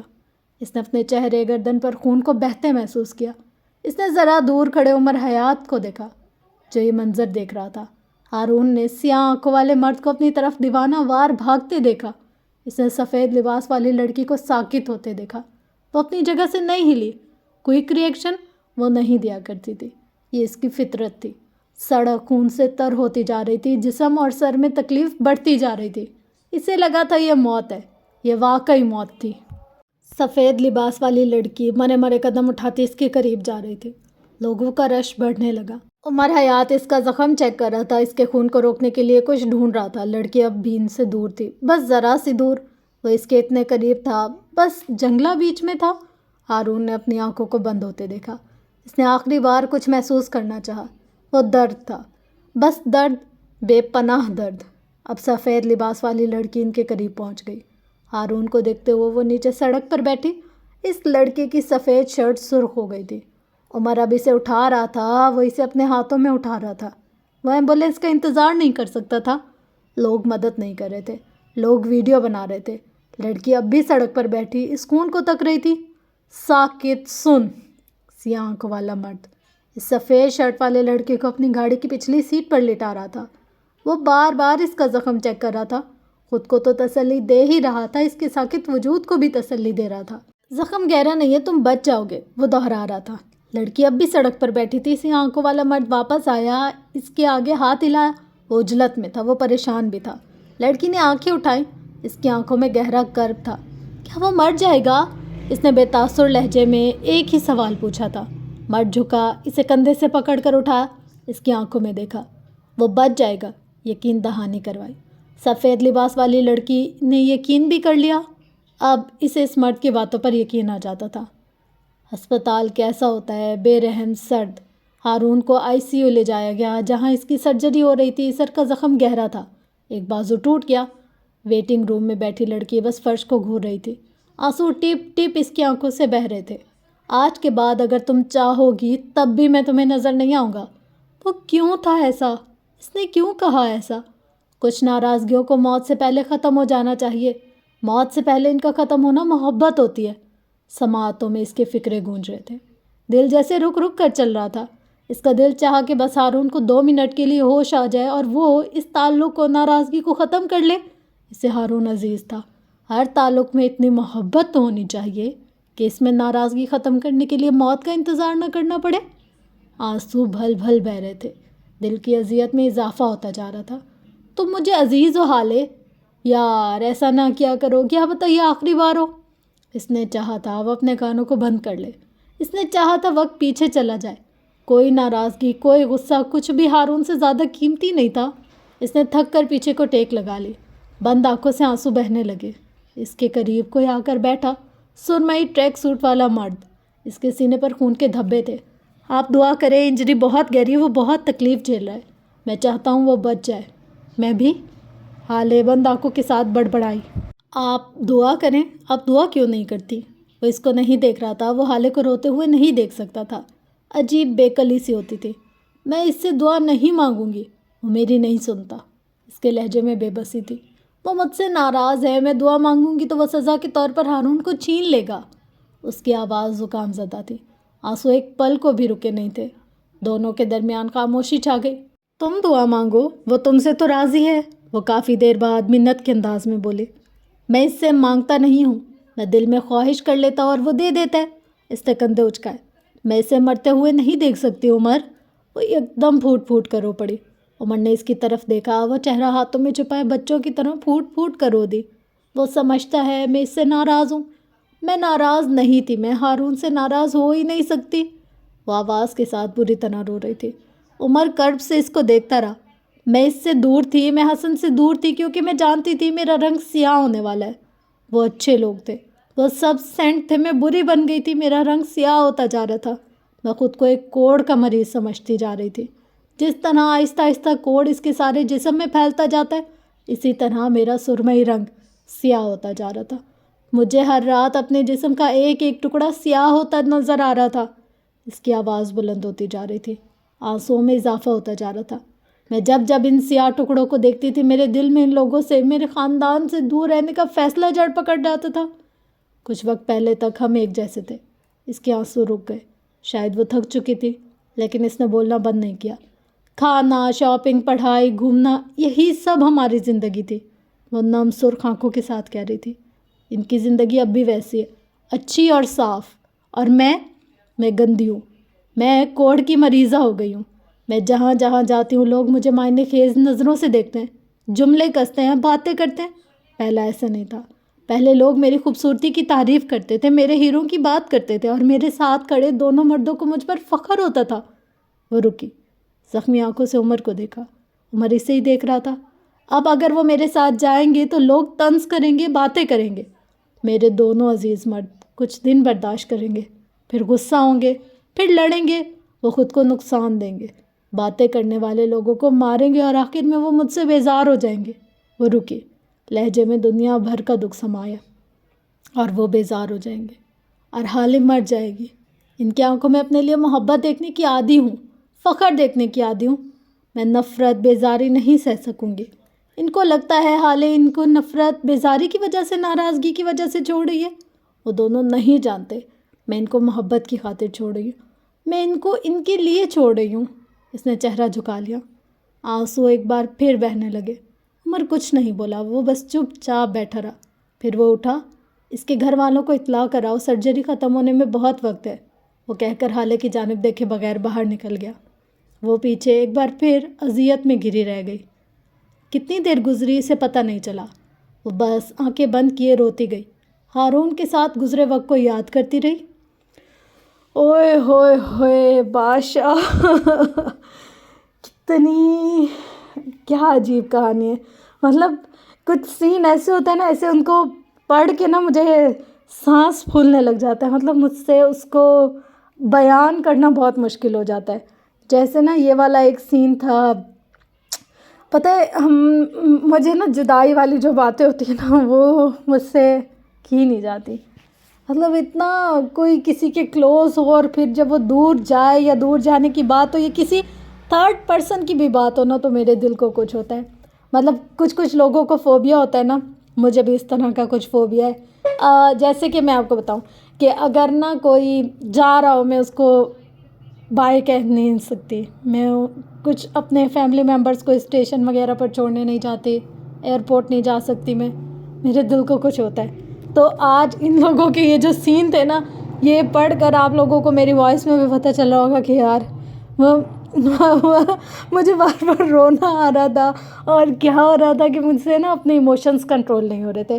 بہرحال بہت خوبصورتی سے بیان کیا گیا، ایک ایک لفظ کو بہت ڈیٹیل سے بتایا گیا، ایک ایک سین ایسا انہوں نے بتایا کہ ہماری آنکھوں کے سامنے ہونے لگا ہو، جیسے کہ یہ ہمارے سامنے سب کچھ گزر رہا ہو۔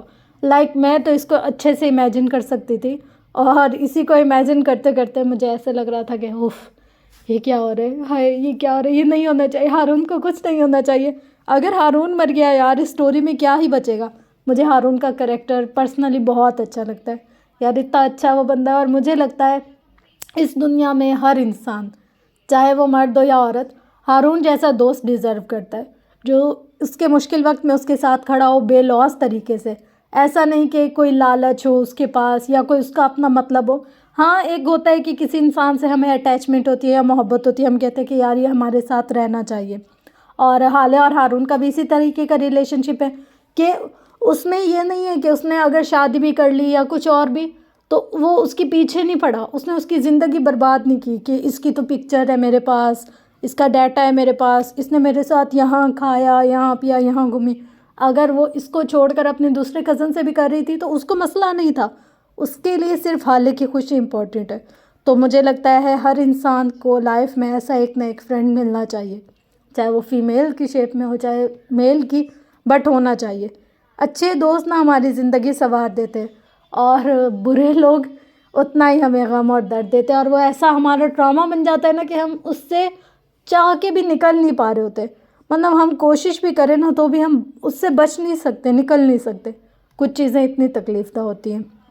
تو یہ تھی فرینڈس آج کی ایپیسوڈ، آپ لوگ بتائیے گا کیسی لگی۔ کچھ کچھ جگہ میری جہاں آواز فمبل کر رہی تھی یا بہت زیادہ ایسے ہو رہا تھا نا، اس کو سمجھ جائیے گا کہ میں اپنی فیلنگ کو دبا رہی تھی، اور اسی چکر میں وہ ریئیکشن میری آواز میں آ رہا تھا۔ کوشش کروں گی نیکسٹ ایپیسوڈ میں ایسی کوئی مسٹیک یا ایسا کوئی ریئیکشن نہ ہو۔ انشاءاللہ ملتے ہیں نیکسٹ ایپیسوڈ میں، تب تک اپنا گرد و نواح اہل و عیال کا بہت زیادہ خیال رکھے گا۔ یار ہماری طرف ایک مسئلہ ہے کہ اگر میں رات کے 2 بجے بھی کروں نا ریکارڈنگ تو بھی بائکیں آ رہی ہوتی ہے، جا رہی ہوتی ہے، آ رہی جا رہی ہوتی ہے، اس چیز کا میں کچھ بھی نہیں کر سکتی، سوری۔